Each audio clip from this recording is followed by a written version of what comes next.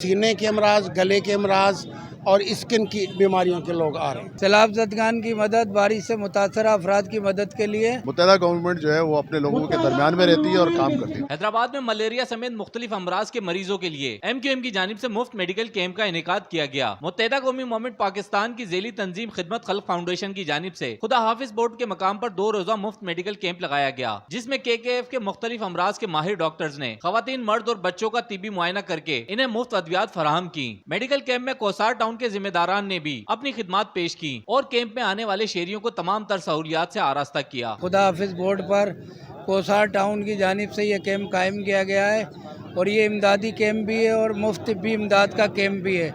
आप देख रहे हैं कि लोगों को मुफ्त तिब्बी सहूलियात बड़ी तादाद में दी जा रही है, जिससे लोग मुस्तफ़ीद हो रहे हैं। यहाँ पर हेल्थ का कोई निज़ाम ऐसा वज़ा नहीं हो पा रहा है।